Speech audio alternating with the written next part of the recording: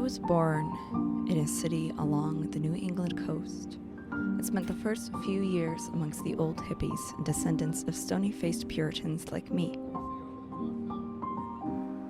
But I didn't stay here for long, and soon found myself on the outskirts of Appalachia, where some of the old folk spoke Pennsylvania Dutch and adorned their barns and hex signs. I spent my childhood amongst the rolling farmlands. There was magic there. I could taste it even then. Following invisible friends into the reeds, raising a twig like a wand to the wind. There was magic there. And there still is.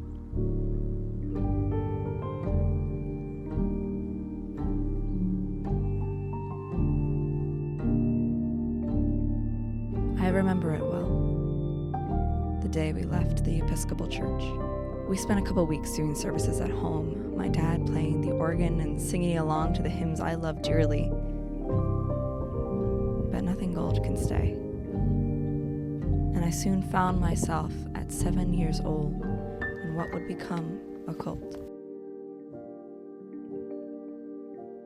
Gone were the old hippies, the stony-faced descendants of Puritans like me. Gone were the saints and the sea, gone was the twig raised to the wind. Gone was any sense at all.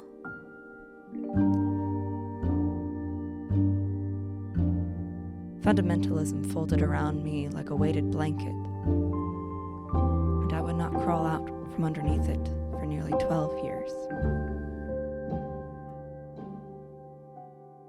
Hi, I'm Fel the Blythe, and this is my story of how I went from being a fundamentalist, ping-ponging around into Wicca, New Age, modern witchcraft, Norse paganism, and then, finally, a Hellenic polytheist.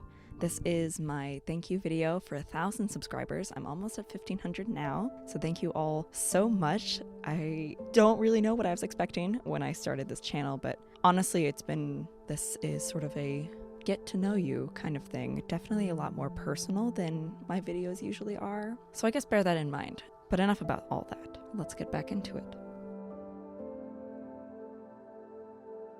At age 13, my dad came home with what he called a Wi-Fi router. And as soon as it was installed, no more did my computer scream as it connected to the web.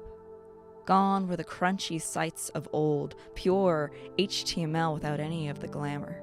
He turned on the Wi-Fi for the first time, and slowly, glimmering across an unseen landscape, my world lit up. I found friends amongst children my age, just a click away.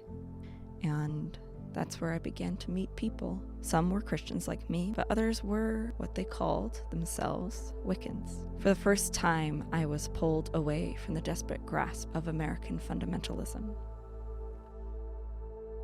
These Wiccans, young, 13, some even younger, some a little bit older, taught me about things like shielding and spirits and energy. I'll never forget one of the first things I ever read about witchcraft was a mental shielding exercise in which you envision a bubble around you, and the bubble slowly gets bigger and changes in color. It's almost like you envision paint pouring on yourself.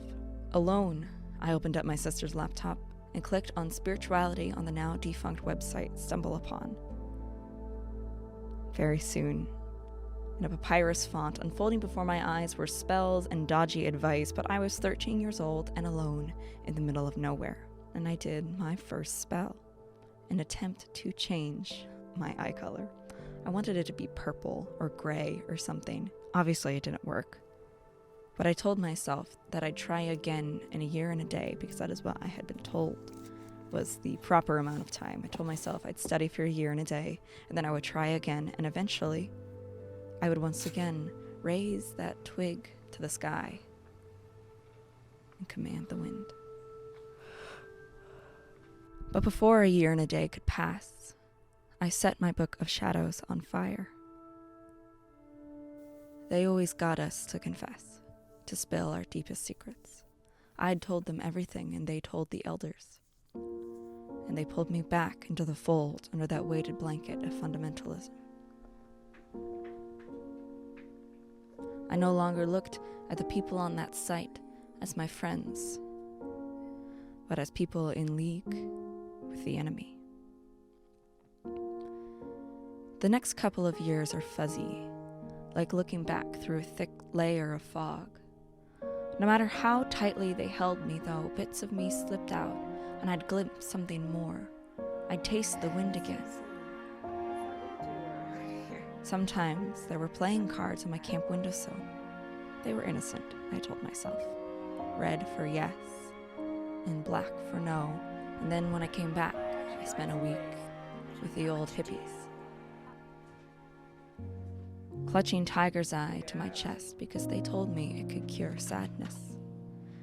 I was in one of their shops, fascinated by the elephants with raised trunks and the smell of incense that seeped into my clothing. I would stand in awe and reach out to touch them, but before I could make contact, I'd always pull away. And then I turned 16. I found an entry in an old journal of mine that said, "Dear Diary, today I meditated and opened my third eye." They were a kind group of people. At least they were at the time. We met during a play. We weren't supervised. It was done only by students. They taught me about things like salt and spirits, fae and fire, reading palms and pendulums, past life regression, and astral projection. This New Age community became my world. I went to church twice or more a week, but I was good at keeping secrets and good at living a double life after all. I had been doing it for quite some time already. I was spending hours every day astral projecting because I could not stand to be corporeal.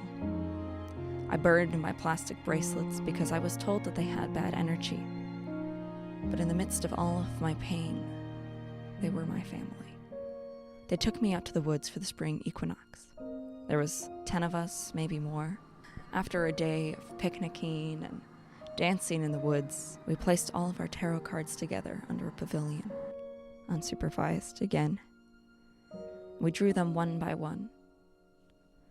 And I will never forget that day, the card that I picked up.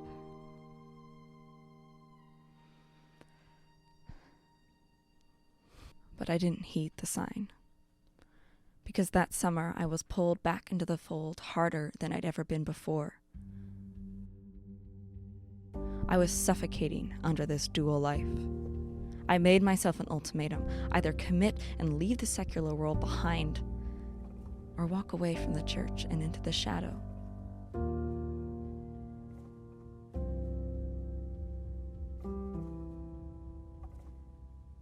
July 16th, 2013.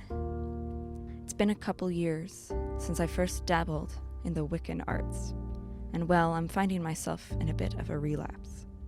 I've started using tarot cards. I'm going to start a journal for it, but until then, I'll record it here, without shame, mind you. And then later that year,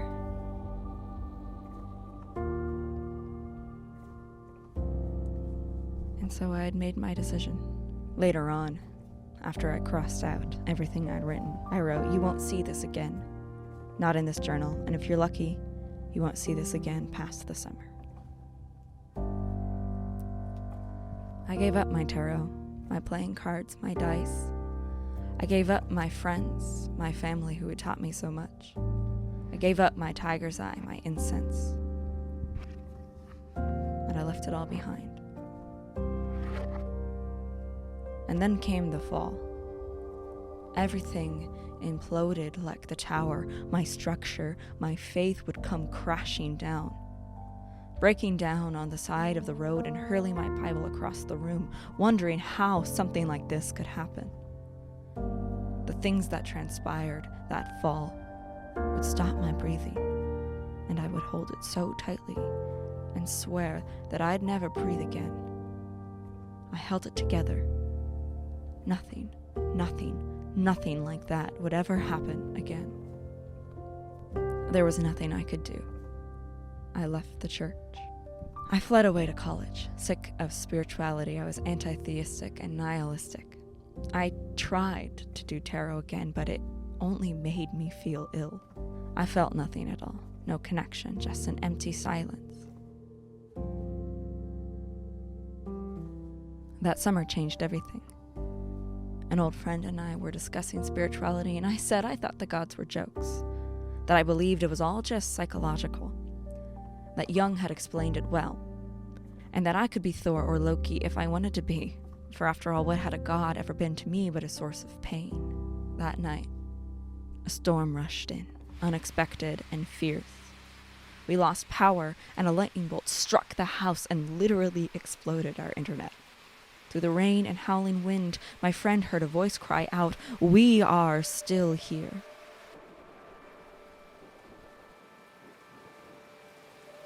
We made offerings to Thor and Loki the next morning. I converted out of atheism overnight. That magic I'd felt as a child. There it was again, the tip of my tongue just beginning. And I began to see the way that it might move within me. I turned once again to the internet, and I found it teeming with people like me. I restarted a grimoire and filled it with spells. I tracked the moon phases and got myself a new tiger's eye, reaching out to that invisible horizon, touching those things I used to only glimpse. One summer in college, on the beach, a hurricane of violence brewed within me. Sea witch, I'd begun to call myself. And so I did what any desperate sea witch does, and I ran to the shore. The waves lapped at my feet, and I began to cry. And that night, my cries were answered by the songs of the nymphs, gently, 3 of them in the back of my mind. And then I felt her for the first time. Seashells cut to my heart, her voice. Aphrodite. I had nothing to offer her, so I offered her my song. I danced for the nymphs, and I could feel that pent-up hatred and bitterness seep into that sand. In that moment, it didn't sting as much. I wasn't on the internet for long. Witchblur was full of vitriol, and I'd had enough of toxic communities to last multiple lifetimes. So I swore I'd leave for good. I signed out the last time in 2015, satisfied in my solitary witchcraft.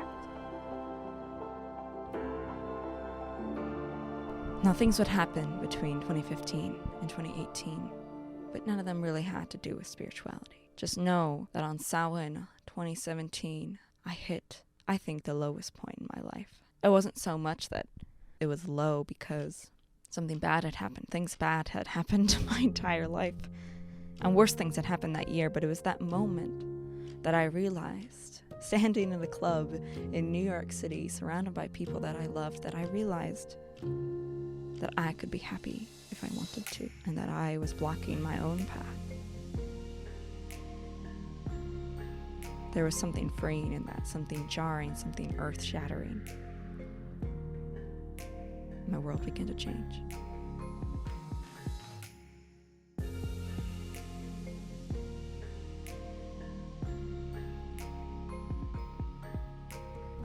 In 2018, I graduated college and moved 5 times all along the Northeast. I felt like I was floating, untethered, aimless. I couldn't openly practice, except for heating up milk and honey and whispering to the grass on the Sabbats. So that's when I began to write. I wrote and wrote and wrote, and it poured out of me all the years, all the stories. It got to the point where I couldn't stop. I couldn't sleep because I was writing. Just this creative and pent-up energy was just rushing through me. I just wanted it. I needed it to stop. I needed to rest.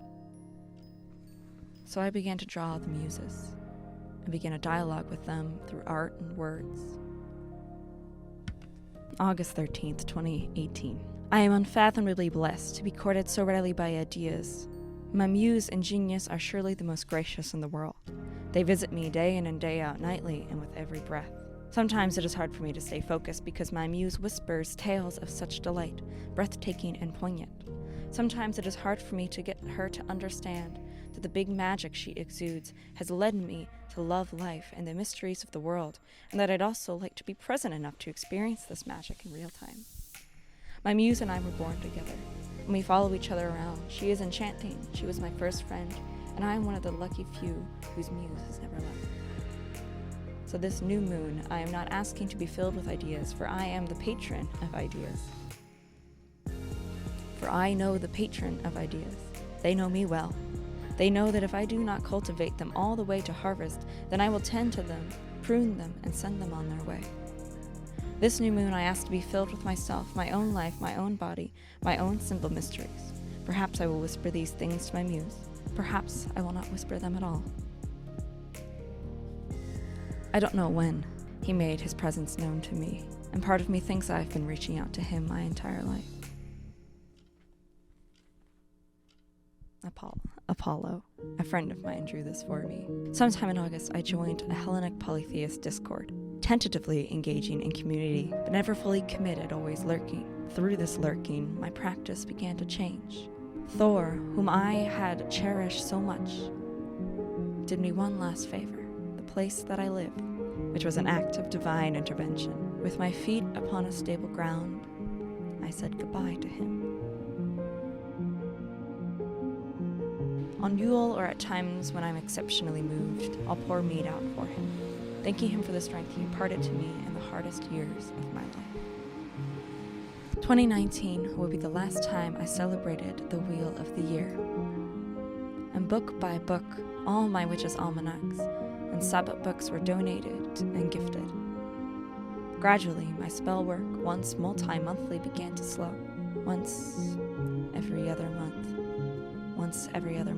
then twice a year, but my faith was growing. I woke up one day in 2019 and realized that I had started breathing again. For the first time in 13 years, I felt like me.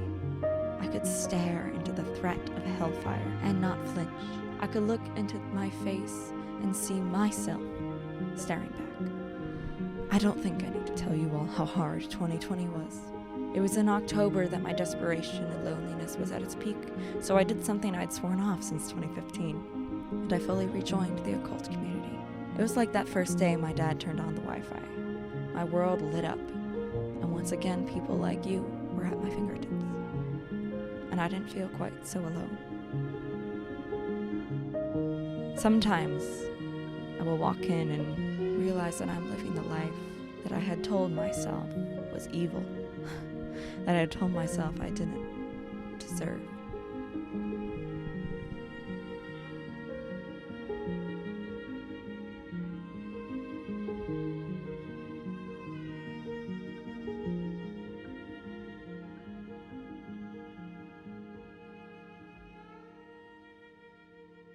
If I could tell 13-year-old me who tried to change her eye color, if I could tell her anything, I'd tell her that all she has to do is hold on. That things were going to get so painful that she didn't know if she could live through the night, but she'd live through each one. And one day she'd wake up in a room of her own, surrounded by tiger's eye, incense, and all those things she could never touch.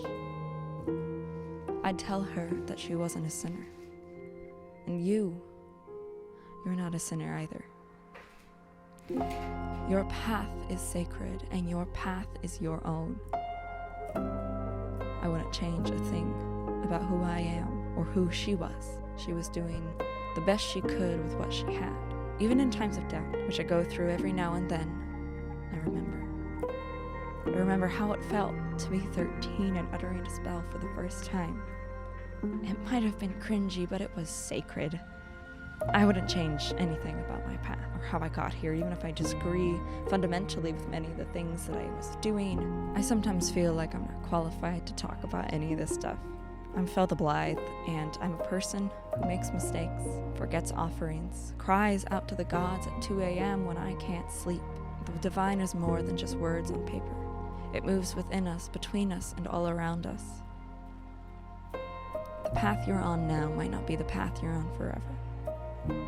We can't have such a tight hold on who we think we are I've been around this community for almost 12 years now. And each moment I'm growing and changing and breathing. I found my way back to that city along the New England coast, only 10 minutes from where I was born. I went back to the old hippies and descendants of stony-faced Puritans like me. I have cast that blanket of shame aside and clutched my tiger's eye to my chest with pride. I breathe and remember how I got here. I remember, and I am grateful.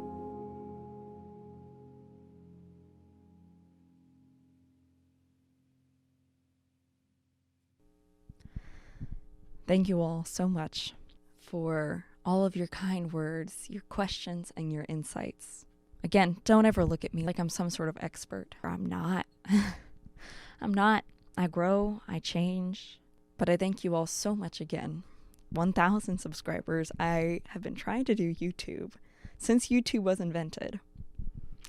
Literally since YouTube was invented, so 2007, 2008.